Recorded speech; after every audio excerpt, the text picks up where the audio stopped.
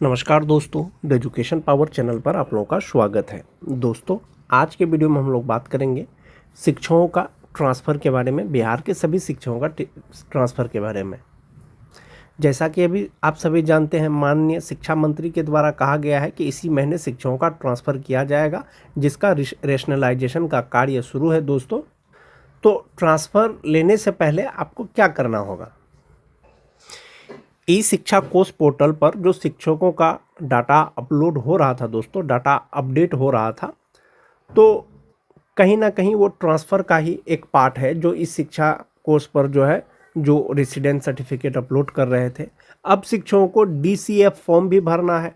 DCF form भरने का एक फॉर्मेट जारी हुआ है दोस्तों, जिसको आपको सही सही भरना है। वो डाटा, आपका एड्रेस जो उसमें अपडेट होगा, या आपने जो अपडेट किया है, या डीसीएफ फॉर्म में जो आप भर के देंगे, तो आपका ट्रांसफ़र हो सकता है उसी के आधार पर हो, एड्रेस के ही आधार पर हो। तो ये जो डीसीएफ फॉर्म है दोस्तों, वो आपको भरना है। जैसा कि आप देख पा रहे होंगे, ई शिक्षा को शिक्षक प्रारूप डीसीएफ फॉर्म, टीचर आईडी, जो आईडी से आप अटेंडेंस बनाते हैं, जो आपका स्कूल कोड है, यूडाइस कोड।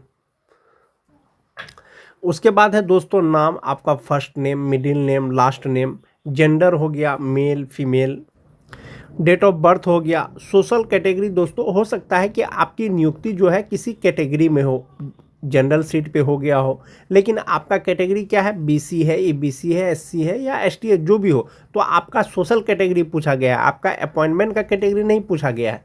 आपका कैटेगरी कौन सा है, वो आप अपना कैटेगरी जो है इस पर चूज़ कर लेंगे, भर देंगे। रिलीजन आप अपना भर देंगे, मोबाइल नंबर भर देंगे, आधार नंबर भर देंगे। हो सकता है ई शिक्षा कोष पर जो डाटा आपने अपडेट किया है और जो निवास आपने अपलोड किया है, कुछ डाटा में आपका त्रुटि हो, गलत हो, तो आप ये जो डीसीएफ फॉर्म भरेंगे वो आप सही सही भरेंगे और कार्यालय के द्वारा जो है उसको सही कर दिया जाएगा। या गलत है, त्रुटि है, तो इसके लिए आप इस फॉर्म के साथ में आप अपना एक आवेदन दे सकते हैं कि मेरा फलाना चीज़ जो है गलत है। उसके बाद है दोस्तों nature of appointment. Nature of appointment में रेगुलर हैं, पीआरआई हैं, गवर्नमेंट टीचर है, यूएचएस हेड टीचर है। मतलब रेगुलर मतलब जो विशिष्ट है, बीपीएससी है, तो रेगुलर टीचर है तो रेगुलर हो जाएंगे। उसके बाद है दोस्तों पीआरआई का मतलब हुआ कि अगर कोई नियोजित है तो वो नियोजित इस पर सेलेक्ट करेंगे।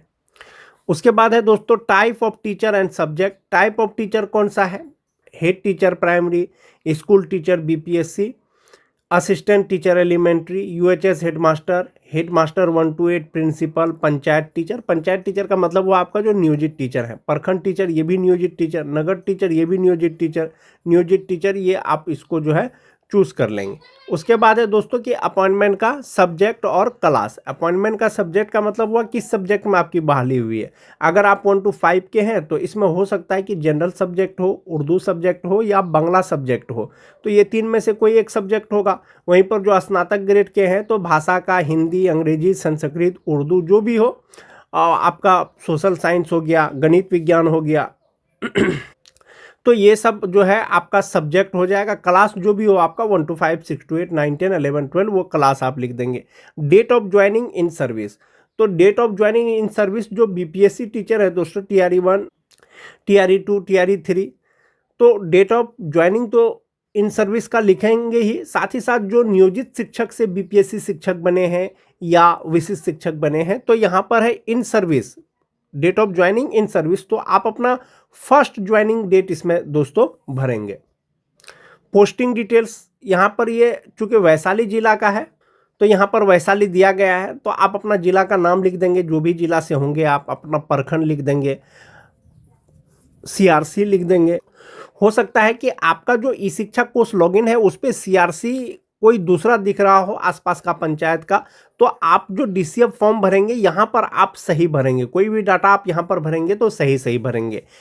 School name and UDISE code. Appointment for labour, appointment for labour का मतलब हुआ कि पीआरटी, टीजीटी, पीजीटी।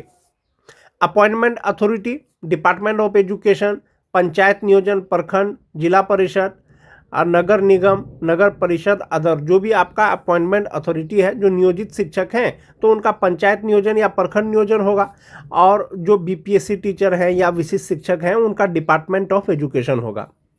अगर आप एक ही स्कूल में हैं तो जो पहले आप इन सर्विस ज्वाइनिंग डेट देंगे तो वही डेट यहाँ पर हो जाएगा। अगर आप कहीं से ट्रांसफ़र होकर के आए हैं तो आप जिस दिन को नया विद्यालय में योगदान किए हैं वो वाला भर देंगे।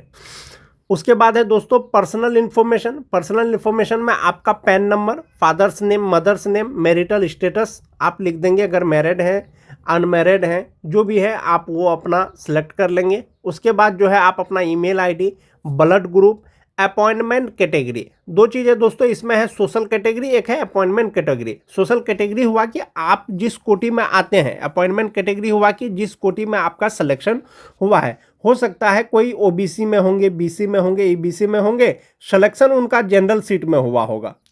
तो दोनों कैटेगरी हो सकता है आपका सेम हो या हो सकता है अलग अलग हो, तो आप अपना वो अपॉइंटमेंट कैटेगरी के अनुसार उसको देख सकते हैं। वेदर डिसेबल्ड, वेदर अवॉर्डेड, वो भी आप चयन कर लेंगे।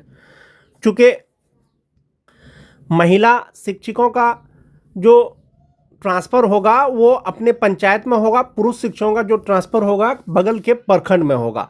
तो ट्रांसफ़र होगा जो किस आधार पर होगा, तो ई शिक्षा कोष पर जो आपका एड्रेस होगा, परमानेंट एड्रेस, उसी के आधार पर होगा। तो ये जो आप एड्रेस डिटेल्स वाला फॉर्म जो आप भरेंगे ये सही सही भरेंगे। ई शिक्षा कोष पर जो अपडेट करने का, डाटा अपडेट करने का समय था दोस्तों, हो सकता है कि ऑनलाइन करने में बहुत से शिक्षक जो है एड्रेस भरने में गलती कर दिए होंगे। कोरेस्पोंडेंस एड्रेस वो कहीं का देना चाह रहे थे, कहीं का हो गया। महिला शिक्षिकाएं हैं, उनको जो है अपना हस्बैंड के यहाँ का परमानेंट एड्रेस देना था, वो अपने मायके का दे दी है। तो ऐसी स्थिति में ये जो ऑप्शन है दोस्तों परमानेंट एड्रेस वाला, ये आप दोबारा इस पर डीसीएफ फॉर्म में सही से भरेंगे।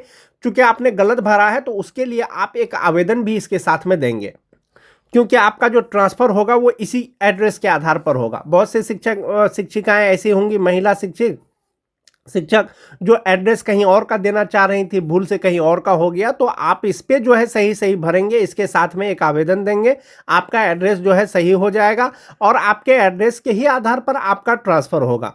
तो एक तो हो गया आपका यहाँ पर हाउस नंबर नहीं होगा तो वार्ड नंबर होगा, स्ट्रीट, मोहल्ला, सेक्टर हो गया, विलेज आपका गांव कौन सा है, पंचायत, पोस्ट ऑफिस हो गया, ब्लॉक हो गया, डिस्ट्रिक्ट हो गया, पिन कोड हो गया, आवासीय प्रमाण पत्र विवरणी, domicile certificate at the time of appointment. जब आपका अपॉइंटमेंट हुआ था क्या उस समय आपने डोमिसाइल सर्टिफिकेट दिया था? यदि दिया था तो हाँ कर दीजिए, नहीं दिया था तो नो कर दीजिए। बहुत सारे शिक्षक ऐसे होंगे जिस समय उनका अपॉइंटमेंट हुआ होगा तो उस समय डोमिसाइल नहीं दिए होंगे, या दिए भी होंगे तो वो डोमिसाइल अभी है या नहीं उनको नहीं मिल रहा होगा। तो ऐसी स्थिति में आपके पास जो डोमिसाइल है दोस्तों, आप उसको जो है सबमिट कर दें, वो डोमिसाइल आप दे दें। डोमिसाइल के रिगार्डिंग अगर ऐसा कुछ होता है तो विभाग के द्वारा बाद में आपको दिशा निर्देश दिया जाएगा या बताया जाएगा। उसके बाद है दोस्तों appointment and salary details. Initial basic salary, जब आपकी ज्वाइनिंग हुई थी तो उस समय आपका बेसिक जो है सैलरी कितना था, यानी बेसिक पे कितना था। प्रेजेंट बेसिक पे वर्तमान में आपका मूल वेतन कितना है। Letter number, appointment letter number and date, वो आपको जो अपॉइंटमेंट लेटर है उसमें आपका ज्ञापांक, पत्रांक या डेट दिया हुआ होगा। उसके बाद है date of present posting joining, आप कब ज्वाइन किए हैं वो वाला तिथि हो गया। Identification number, UAN number. UAN number जो होता है दोस्तों वो नियोजित शिक्षकों का होता है। पेमेंट प्रोसेस, तो अभी तो चेक के माध्यम से पेमेंट नहीं होता है, बैंक ट्रांसफर होता है। इसमें कॉलम है दोस्तों, यदि आप शिक्षक नियोजन नियमावली के अंतर्गत नियुक्त नहीं है, जैसे नियमित BPSC, head teacher, UHS head master, अगर बाद में नियोजित शिक्षक बन गए तो इस खंड को आप वो चुन सकते हैं। सेवा काल में स्थानांतरण, पहले आपकी पोस्टिंग कहाँ थी, अब कहाँ पर है, और पहले जो आपकी पोस्टिंग हुई थी कब से कब तक आप वहाँ पर कार्य किए हैं, अभी जो है कब से कार्य कर रहे हैं, यह आपका डाटा आपको भर देना है। यहाँ पर है दोस्तों प्री सर्विस, सेवा पूर्व शैक्षणिक योग्यता। आपकी शैक्षणिक योग्यता मतलब कि आपका जो है योग्यता कितना है, कहाँ तक आपकी डिग्री है। मैट्रिक पहले दे दीजिएगा, इंटर दे दीजिएगा, ग्रेजुएशन दे दीजिएगा, पोस्ट ग्रेजुएशन जहाँ तक है आपका, passing year, institution name, board, subject, obtain marks, full marks, ये आपको भर देना है। उसके बाद है दोस्तों सेवाकालीन, अगर सेवा रहते हुए परमिशन लेकर के अगर आप कोई कोर्स किए हैं तो वो वाला कोर्स का आप इस पर डिटेल्स भर देंगे। उसके बाद है दोस्तों प्रोफेशनल वोकेशनल क्वालिफिकेशन यानी प्रशैक्षणिक योग्यता। प्रशैक्षणिक योग्यता में आपका डीएलएड हो गया, बीएड हो गया, एमएड हो गया, जो भी आपका प्रशैक्षणिक योग्यता आप लिए हैं वो आपको इस पे भरना है। इससे पहले दोस्तों एक चीज मैं आपको दिखाना चाहूंगा, नया ट्रांसफर नीति जो आने वाला है दोस्तों, उस पे सोशल मीडिया के माध्यम से ये पता चला था कि नई ट्रांसफर नीति प्राथमिक स्कूलों में अब नहीं पढ़ा पाएंगे बीएड डिग्री धारी। जब बीएड धारी जब प्राथमिक स्कूल में नहीं पढ़ा पाएंगे तो वो कहाँ पढ़ाएंगे? तो इसके लिए दिया गया था कि राज्य में स्कूलों में 3 स्तर के व्यवस्था की जाएगी। पहली से 5वीं तक केवल पीआरटी शिक्षक पढ़ाएंगे, 6ठी से 10वीं तक टीजीटी शिक्षक शामिल होंगे और 11-12 पर पीजीटी शिक्षक पढ़ाएंगे। बीएड प्रशिक्षित शिक्षक कक्षा 6ठी से ऊपर के स्कूलों में पढ़ाएंगे। ऐसा हो सकता है दोस्तों कि जिनके पास बीएड की डिग्री है, इस शिक्षा कोर्स पे अगर वो बीएड डिग्री अपडेट किए हैं और ये डीसीएफ फॉर्म अगर वो भर के देते हैं तो सब चीज़ अपडेट होने के बाद हो सकता है कि उनका जो ट्रांसफ़र है वो 6 to 8 मंथ मतलब किसी मिडिल स्कूल में कर दिया जाए, या जहाँ पर जो है 6 क्लास से 12 क्लास तक की पढ़ाई हो वहाँ पर ट्रांसफ़र कर दिया जाए। तो आपको डाटा जो है सही सही भरना है। भले ही इस शिक्षा कोर्स पे आपका कुछ गलत हो गया हो, डीसीएफ फॉर्म आपको सही सही भर करके देना है। अदर इन्फॉर्मेशन में हो गया दोस्तों कि आपकी जो बहाली है whether appointment based on the teacher eligibility test, आपकी जो बहाली हुई क्या टीचर एलिजिबिलिटी टेस्ट पर हुआ है, यानी सीटेट हो गया, बीटेट हो गया, टेट हो गया, अगर हुआ है तो उसका रोल नंबर, पासिंग ईयर आपको मार्क्स देना है।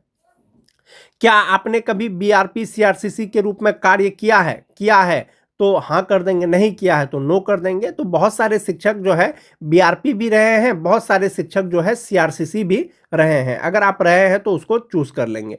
उसके बाद है कि दोस्तों computer and special training status, special training status या कंप्यूटर का ट्रेनिंग है, हाँ तो यस कर देंगे, नहीं तो नो कर देंगे।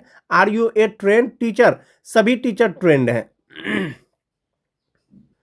उसके बाद है दोस्तों language known with working knowledge, भाषाएं जिनमें कार्य साधन ज्ञान है, हिंदी, अंग्रेजी, उर्दू जो भी आप जानते हैं वो आप दे देंगे। यहाँ पर आपका साइन है, यहाँ पर फोटो है वो आप दे देंगे।